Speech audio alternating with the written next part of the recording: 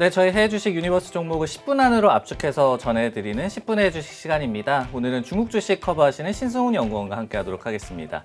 연구원님, 지금 모두가 사실 좀 힘든데 네. 그나마 중국 증시는 굉장히 또 선방을 하고 있고 그렇죠. 그러다 보니까 좀 어깨를 또 피고 다니실 수 있을 것 지금 좀 같은데요. 약간 발이 꼬았습니다. 네, 근데 최근에 또 좋은 소식이 뭐 있습니까, 중국으로부터? 네, 또 굉장히 좋은 소식이 또 나왔죠. 7월 4일부터 중국 본토 거래소에 상장된 이 본토 ETF를 직접 투자가 가능하게 되었습니다. 네. 그러니까 우리가 후강통, 선강통 통해서 본토 주식들 매매하는 것처럼 맞아요. 이번 조치를 통해서 바로 이제 본토 ETF를 직접 매수를 할 수 있게 되었고요.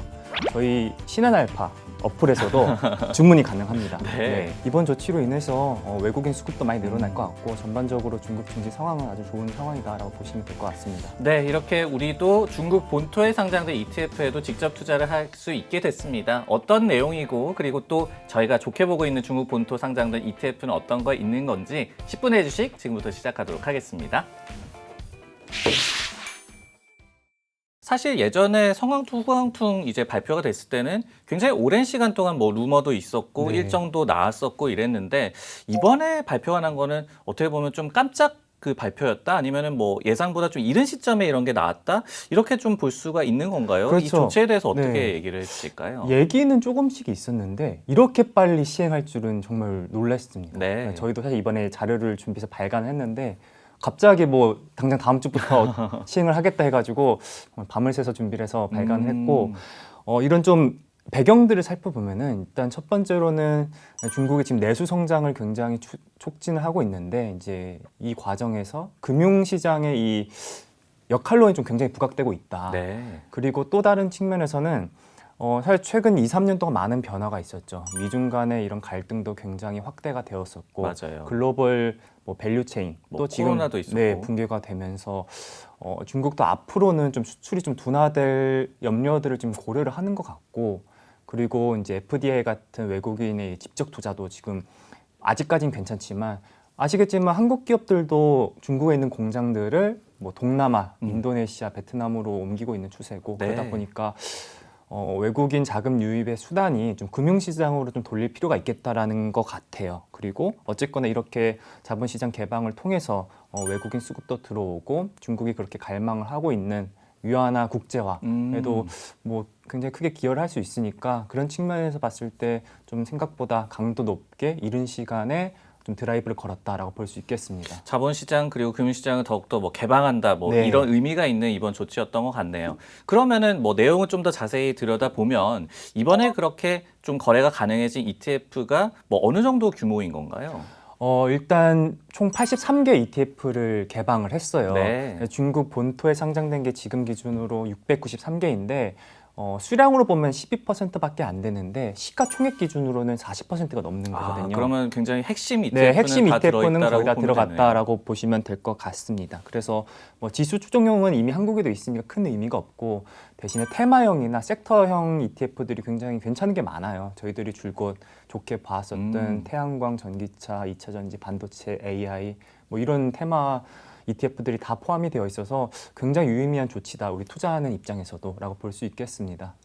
근데 이제 ETF 시장을 저희가 놓고 볼 때는 우리나라 ETF 시장도 뭐 적지는 않고 특히 이제 미국 같은 경우에 ETF가 굉장히 또 활성화돼 있으니까 우리 이 나라 분들도 직접 투자를 많이 하시거든요. 그러면은 중국의 ETF 시장 자체는 어느 정도 뭐 큰가 아니면은 앞으로 뭐 성장성이 있는가 이 부분도 좀 궁금할 것 같아요. 일단 중국 ETF 시장은 굉장히 빠르게 성장을 하고 있습니다. 네. 그러니까 ETF가 처음 출시가 된 건 중국에서 04년이긴 한데 계속 지지부진했다가 지난 5년 동안 굉장히 빠른 성장을 보였어요.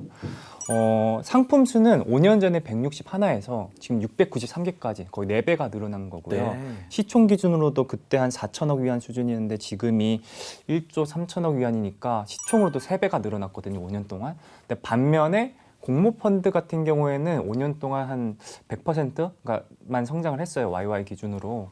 그러니까 그런 걸로 보면은 ETF 시장이 다른 공모펀드보다 훨씬 더 빠르게 성장을 하고 있다라고 보시면 될 것 같고. 어떻게 보면은 뭐 중국 투자자들도 ETF 뭐 투자 매력을 좀 더 알게 됐다. 그러다 보니까 수요에 맞춰서 공급도 늘어났다. 이렇게 보면 되는 건가요? 그렇죠. 뭐 일단 뭐 수수료도 싸고 공모펀드 대비해서 네. 워낙에 뭐 편의성도 있고 그리고 일단 아까 말씀드린 것처럼 테마형 ETF가 워낙에 많이 나와서 훨씬 더 편하게 좀 접근할 수 있는 것 같고 그리고 아까 미국 얘기를 하셨지만 미국에서 ETF가 전체 뮤추얼 펀드에서 차지하는 비중이 27% 정도 수준이고 국내는 한 9%에 10% 정도 되거든요. 네. 근데 중국은 아직 7%에 불과합니다. 그러니까 너무 뭐 이렇게 단순히 산술적으로 얘기하기는 좀 그렇지만 그래도 적어도 한 3-4배 이상의 성장 여력은 있다라고 보고 있습니다. 앞으로 이제 더욱더 이 펀드 전체 시장에서 ETF가 차지하는 비중이 그렇죠. 늘어날 수 있으니까 네. 그 부분도 좀 감안을 해야 될 것 같아요.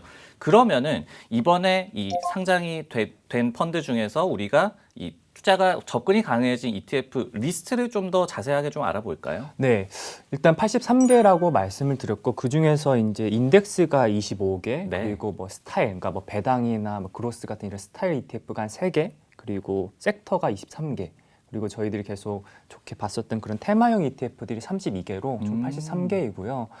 여기서 이제 유의미한 점들은 물론 뭐 섹터 ETF도 괜찮아요. 왜냐하면 저희들이 뭐 헬스케어가 좋은데 좋은 건 알겠어요. 근데 개별 종목에 투자하기에는 워낙에 좀 변동성이 높으니까 네. 변동성 제어나 아니면 변동성 축소하는 측면에서는 섹터 전체에 투자하는 ETF로 접근하는 게 굉장히 유의미한 방안이 될 수가 있을 것 같고 그래서 뭐 저희들이 뭐 증권이나 소비재나 가전 이런 ETF들이 다 있어요. 그러니까 종목에 투자하기 조금 부담스러우면 이렇게 ETF 단에서 투자를 하시면 좋을 것 같고 테마를 말씀드리면은 테마형 ETF는 저희들이 사실 10분 해외 주식에서도 굉장히 많이 얘기를 했었던 뭐 윤기 실리콘 같은 이런 태양광 종목들 네. 이런 게 많이 포함되어 있는 태양광 ETF. 저는 이제 주로 이제 모빌리티를 많이 말씀드렸는데 맞아요.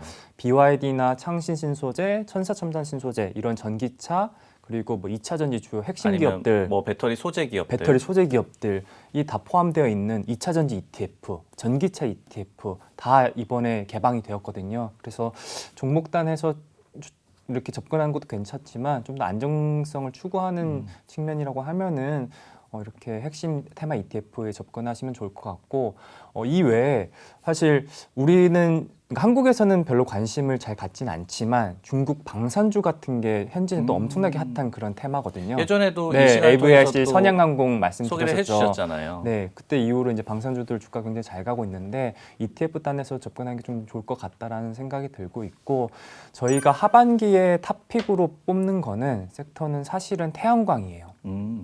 그리고 뭐 전기차, 2차 전지 여전히 좋게 보고 있고 왜 그러냐고 하면은 일단 업황이 역대 최고조로 달할 만큼 굉장히 좋은 상황이고 수요 공급 모두 좋고요. 그리고 정부 정책까지 지금 굉장히 가속화되고 있는 국면이기 때문에 이런 섹터들을 굉장히 좋게 보고 말씀 많이 드렸습니다. 그리고 이러한 섹터들이 또 다른 산업들보다도 중국이 글로벌 밸류체인에서 차지하는 비중 그리고 이 경쟁력이 가장 막강한 그런 산업들이기 때문에 네. 저희들이 줄곧 강조를 해왔던 부분이잖아요. 그래서 이런 ETF들이 이번에 다 등장을 했다라고 보시면 될 것 같고 제가 뭐 태양광, 전기차, 2차 전지 말씀드렸는데 이런 좀 더 세부 섹터 ETF도 있지만 재생에너지 ETF라고 또 여기 이번에 포함이 되었어요. 말씀해주신 뭐 섹터별 아니면은 테마형 ETF에 네. 속하는 네, 그런 테마형 분인가요? ETF들을 말씀드렸는데 방금 말씀드린 이 세 개 섹터를 한 군데로 묶은 또 ETF가 이제 재생에너지 ETF가 있습니다. 그러니까 네.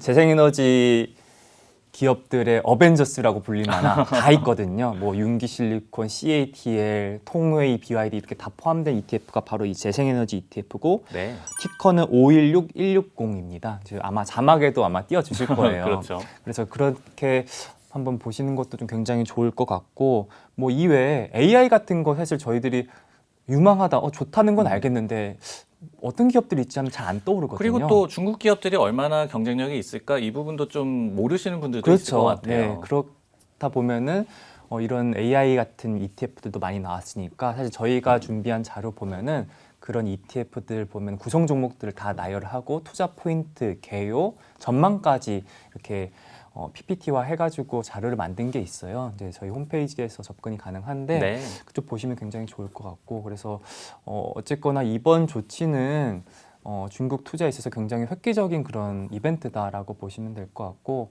지금은 83개지만 이게 또 반기마다 리밸런싱을 하거든요. 아, 네. 그래서 조건들을 만족하는 ETF들이 훨씬 더 많이 늘어날 테니까 저희들이 선택할 수 있는 투자의 풀이 굉장히 많이 늘어날 것이다. 그러니까 저희가 후강통, 성강통 할 때도 그 새로운 기업들이 계속 포함이 되잖아요. 맞아요. 그런 것처럼 ETF도 새로운 ETF들이 굉장히 많이 포함될 것이다. 이렇게 보고 있습니다. 아까 말씀해 주셨듯이 이제 상장하는 ETF가 700개에 육박하기 때문에 네. 더 많은 본토 ETF에 저희가 접근할 수 있기를 앞으로도 좀 바라보겠습니다. 사실 저희 글로벌 전략 측면에서 중국의 이 지수나 시장 전체에 투자를 하기보다는 섹터나 테마에 맞습니다. 집중하라라고 또 얘기를 많이 드렸었는데 네. 이것과도 좀 부합하는 이번에 또 무브라고도 볼 수 있겠네요. 네, 저희가 이제 포트폴리오 전략 구축하는 측면에서 굉장히 용이해졌죠. 네. 맞습니다. 이렇게 본토 ETF 직접적으로 유망한 테마에 투자하라는 주제로 오늘 꾸며봤습니다. 10분의 주식 오늘 마치기 전에 구호 외치면서 네. 마무리해볼까요? 10분의 주식 레고!